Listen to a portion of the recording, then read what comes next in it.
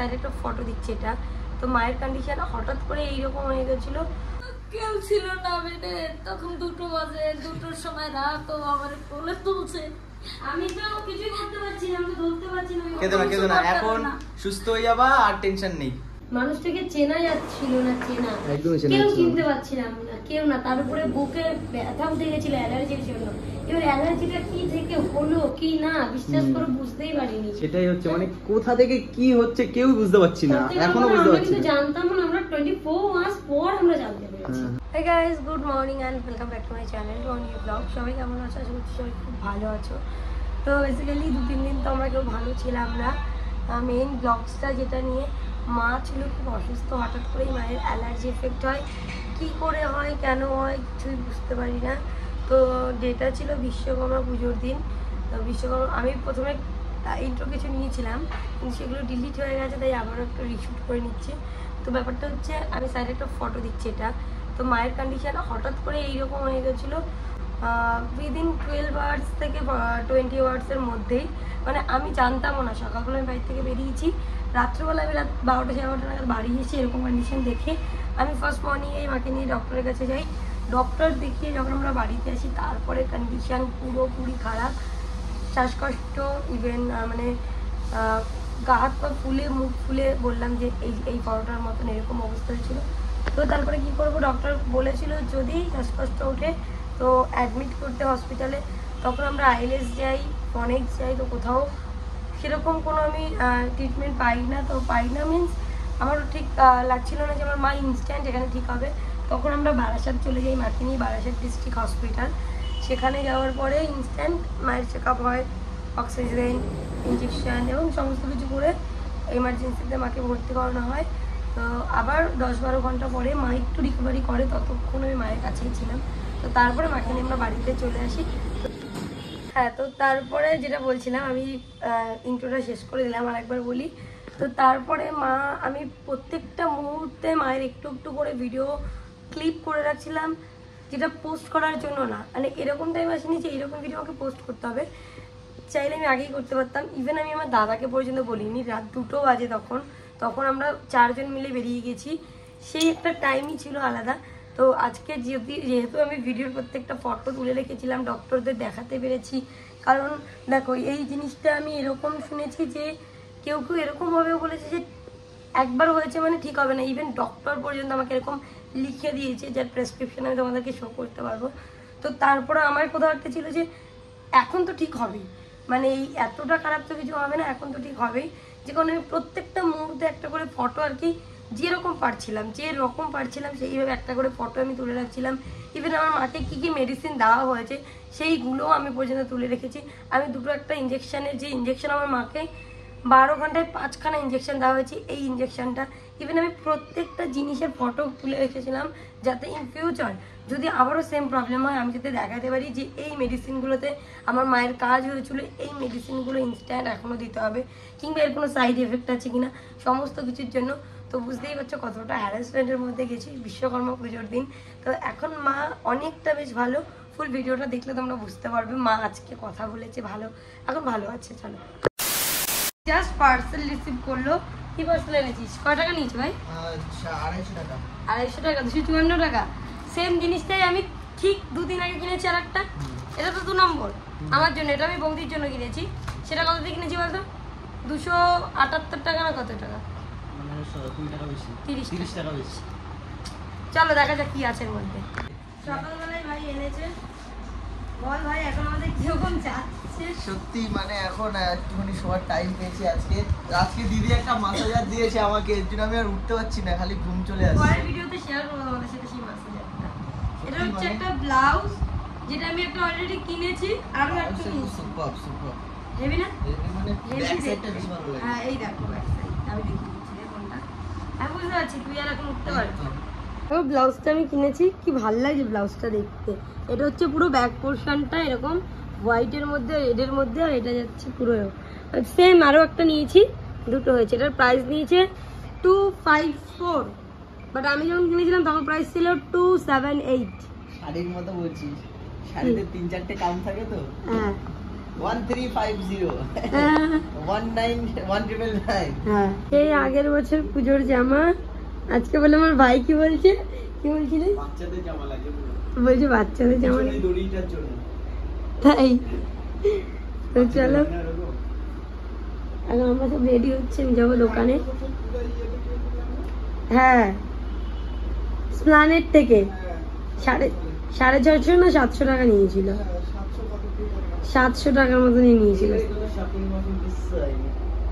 শান্ত তো হয়ে গেছে শান্ত বলক মানুষ আমার 3টে হয়েছে 2টো শাড়ি আর একটা চুড়িদার তোদের কি বানাতে টাইম লাগবে তোদের কি ব্লাউজ কাটাতে হবে তোদের কি চুড়িদার কাটাতে লাগবে কি এখনকার দিনে জামা প্যান্ট আর খাপাতে হয় না আগে লাগতো আমার খাপাতে লাগে না কিন্তু হয়নি এখন হয়ে যাবে চল চল এটা মোটা ও বাবা জুতো অর্ডার হয়ে গেছে তুই পিছিয়ে এখন করলে তাড়াতাড়ি আসবে পুজোর আগে কিন্তু 10 দিন টাইম লাগবে 15 দিন থাকা গেলে কত জুতো দেখাবি কত তাহলে দেবো তুই ওটা জুতো দেখ কত তাহলে দেবো দুজন জুতো 1000 টাকার উপরে বাজেট দেওয়া যাবে না কিন্তু জুতোই তো 1500 টাকা চল প্ল্যানেট নিয়ে যাচ্ছি 150 টাকা করে জুতো কিনে বাড়ি আসতে আসে থেকে ইয়ে করে নিবি ওই যে 150 টাকা ইয়ে পাওয়া যায় না সেই স্যান্ডেল অজন্তা পাওয়া যায় সেই পুরো মোটা টায়ারের মতন দেখ সারাদিন ঘরে বসে থাকা চল কে কোথায় তুই দোকানে ছিলিস তো শপে আমি একটু আগে এলাম কারণ অতটা আসতে পাইনি আর এই শাড়িটা আমার হেভি লেগেছে কেমন লাগছে বল সেটা খুব মিষ্টি একদম শাড়ি লটকন রয়েছে হোয়াইট এন্ড রেড এর এখানে ঘট রয়েছে স্বস্তিক রয়েছে আর বোটা বোটা রয়েছে বল তো আন্দাজ শাড়িটার প্রাইস কত 650 600 নিচে যা 600 নিচে হ্যাঁ পাগল তুই হ্যান্ডলুম ম্যাটেরিয়ালে আছে রেড হোয়াইট এর কম্বিনেশন 599 599 না আরো কমে যা আর না ভাই আর কম আর এর থেকেও কম হ্যাঁ যা 550 আর একটু কমে যা আরো কমে 520 আর একটু কমে যা আরো এর থেকে কম হয় নাকি পাগল আপনার জন্য সবার জন্য ফ্রি ফ্রি হ্যাঁ ঠিকই বলেছে ভাই 500 নিচে মানে তো ফ্রিতেই দিয়ে দে এটা হচ্ছে গিয়ে কমে যা না 500 কমে যা না 520 কমে যা 510 499 তো গাইস আজকে তোমাদের জন্য এই শাড়িটা দেখছে রেড হোয়াইট এর স্বস্তিক 499 499 টাকা যারা যারা হোয়াইট শপ থেকে শাড়ি বুক করতে চাইছিলে কমের মধ্যে তারা চাইলে করতে পারো এটা যাচ্ছে পুরো আঁচল পোরশনটা ওকে এবং ফুল বডিটা যাচ্ছে কিন্তু এরকম স্বস্তিক কাজের মধ্যে দেখে নাও এটা যাচ্ছে বডি পার্টটা এইরকম যাচ্ছে ফুল বডিটা এটা হ্যান্ডলুম নাকি হ্যাঁ হ্যান্ডলুম ম্যাটেরিয়ালের মধ্যে রয়েছে রেড হোয়াইট দুর্গাপূজার জন্য পারফেক্ট একটা শাড়ি অনেক সময় হয় দুর্গাপূজায় আমরা বিশেষ করে ভাসানে মানে দশমীর দিন যে শাড়িটা পরি সেই শাড়িটার বাড়ি ফেরে না ওতে হলুদ ফলুদ এই কি বলে সিঁদুর টিঁদুর লেগে তো তাদের জন্য একদম পারফেক্ট একটা শাড়ি যারা নিতে চাও তারা কি করবে আমাদের বুকিং নাম্বার 9064994460 তুলসী বুকিং নাম্বার 9064 না 9064994460 ও বাবা 9064994460 আমাদের হোয়াটসঅ্যাপ নম্বরে স্ক্রিনশট শেয়ার করবে এখান থেকে একটা স্ক্রিনশট নাও take screenshot and send us okay হোয়াটসঅ্যাপে স্ক্রিনশট সেন্ড করলে তোমরা আমাদের শাড়ি পেমেন্ট অপশন দেওয়া হবে পেমেন্ট করার পরে তোমরা বুকিং কনফার্ম করতে পারবে কোনো রকম ক্যাশ অন ডেলিভারি হয় না আগে থেকে প্রিপেড করতে হবে তারপরেই বুকিং কনফার্ম হবে আও ওকে গাইস রাত বাজে আমি 12:30টার কাছাকাছি আমরা 12টা নাগাদ বাড়িতে এসেছি দোকান থেকে এসে একটা জিনিস ভালো লাগলো সেটা হচ্ছে মা এখন একটু সুস্থ তোমাদেরকে প্রথমে যে ক্লিপটা দেখিয়েছিলাম আমার মায়ের সেই তুলনায় আরে লক্ষ্মীজি আমি তাও মুখটুক এখনো পুরো ফোলা ঠিক আছে এই যে এইগুলো এই যে হচ্ছে মানুষটা আর এই হচ্ছে মানুষটা দুটো ফটো তোমরা দেখো জাস্ট ভাবো যে গত 24 ঘন্টা আগে ওই মানুষটার অবস্থা ওই রকম ছিল জানি না ঠাকুর কতদূর কি করবে, এখনো জ্বর আসতে দেখে দেখে বেরোচ্ছে, চুল কাটছে, হাত পা ফোলা আছে, টান আছে। আমি ইভেন আমার ছোটদা হয়তো তোমাদের সাথেই দেখছে, দাদাকে পর্যন্ত আমি দেখাইনি যে মায়ের কি ধরনের কি হয়েছে। তো এখন বলবো সব ঠিক আছে, টুকটাক, কোনো চিন্তার কিছু নেই, ভালোভাবে সব ভালো। যদি আমার বাবা দেখতো না, আমি কথা বলছিলাম, ও ওখানে দেখাইনি। আজকে আবার এই চোখটা অ্যালার্জি উঠেছে, চোখে অ্যালার্জি উঠেছে, দেখা চোখটা। তো মা বলছে আগের থেকে অনেক ঠিক হয়েছে। আমি ঘরে বসে তখন থেকে দেখছি বড় বড় আওয়াজ পাচ্ছি। এই কয়েকদিন আওয়াজ পাচ্ছিলাম না, তো আজকে হঠাৎ করে ফোন দেখছি আর চেঁচামেচি করছে, যেটা আছে। বাবার সাথে ঝগড়াও তো করছিল একটু আগে, তাই না? এই বিড়ি খাচ্ছি, বিড়ি হাতে ছিল তাই না, চিনি চেঁচামেচি করছিল। ও জামলো নিয়েছে, ওইতে আর রাতে কি হবে আজকে? রুটি। রুটি হবে। রুটি দিয়ে কটা খাবি? এত কটা আমি হবে? রুটি খাবো না। এতো অল্প কটা হবে? একটু ভাত আছে ফ্রিজে, ওটাকে হালকা গরম हम করে- 5 खाएंगे। 5 তোর এই 5টা হয়ে যাবে। ঠিক আছে। বাবা গরম রুটি हम कुछ রুটির সাথে চিকেন? না, রুটি আর কালো জিরা দিয়ে আলুর তরকারি আর ডিম ভাজা। তো চলো গাইস, রাতে আমরা ডিনার করব হচ্ছে রুটি আর মালাগান জিম করলো তো ওই জন্য বডি দেখাচ্ছে, বডিটা দেখিয়েছে। আমি একটা কথা বলবো। হ্যাঁ বলো। কথা বলবো কি, এদিকে ঘুরে আসো। আমার প্রায় 85 কেজি 95 কেজি ওয়েট, মাকে পুরো নেপালের বাচ্চা মতো। কেউ পারে না আমার কোলে নিতে, হুম। বেডে তুলতে, কিন্তু আমার জ্ঞান ছিল না। আমার সবুজ আমার কোলে নিয়ে উঠেছে। আরে কাঁদছো কেন তুমি? সবুজই ছিল, কাঁদছে দেখো। আমাদের খিদে উঠেছে একটু কমা। আরে ওই টাইমে ও হয়ে যায়, ওসব ভাবা লাগে না। কেউ ছিল না বেডে, তখন 2টো বাজে, 2টোর সময় রাত, ও আমার কোলে তুলছে। আমি তো কিছুই করতে পারছি না, আমি ধরতে পারছি না। কেঁদো না, কেঁদো না, এখন সুস্থ হয়ে যাবা, আর টেনশন নেই, সুস্থ তো হয়েই গেছে। একটাই জিনিস, ও বাড়ি এসে এত খুশি, সবার কাছে বলছে আমি বড় মারে হাতে করে উঠালাম কি করে। ওই একটাই কথা, আর কোনো কথা বলছে না।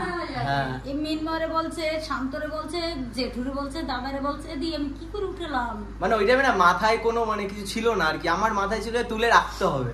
বেঁধে দিতে হবে, তারপরে বের করা যাচ্ছিল না। বাবা তোমার আর কিচ্ছু করা লাগবে না, তোমার এই আমার একদিন তুলেছো না, তোমার সব পূর্ণ হয়ে যাবে। আচ্ছা ঠিক আছে, চলো আমাদের বড় মাকে তোমরা প্রে করো আরো যাতে তাড়াতাড়ি সুস্থ হয়ে যাক, আমাদের ব্লগে চলে আসবে, তখন রোজ কথা বলবে। মানে ব্যাস, আমাদের দুঃস্বপ্নের মতন ছিল হ্যাঁ। ওই চেহারাটা। ওই চেহারাটা সত্যি মানে পাচ্ছিলাম না, হয়তো তোমরা দেখেছো। আমি থাম্বনেলে তো দেবো না, কারণ থাম্বনেলে দিলে ভাইব্রেশন পড়বে। মানুষটাকে চেনা যাচ্ছিল না, চেনা একদমই চেনা কেউ যাচ্ছিল না। চিনতে পারছিলাম না, কেউ না। তার উপরে বুকে ব্যথা উঠে গেছিল অ্যালার্জির জন্য। এবার অ্যালার্জিটা কি থেকে হলো কি না বিশ্বাস করে বুঝতেই পারিনি। সেটাই হচ্ছে, মানে কোথা থেকে কি হচ্ছে কেউ বুঝতে পারছি না, সত্যি কথা এখনো বলতে বুঝতে আমরা পারছি কিন্তু না। জানতাম না, আমরা 24 মাস পর আমরা জানতে পেরেছি। হ্যাঁ। ঠিক আছে চলো রুটি টুটি করি, খাওয়া দাওয়া করার সময় দুদিন পর্যন্ত তো তবু বলি নাই, 2 দিনে বলি নাই। ভাবছি ওষুধ টষুধ খাই, ওষুধের রিয়াকশনও করতে পারে, এটা ভেবে কিছু বলি নাই। যখন আর বলতে নেই, আমরা নাকি ব্যস্ত, সকালে সেটাই। বেরিয়ে রাতে আসি।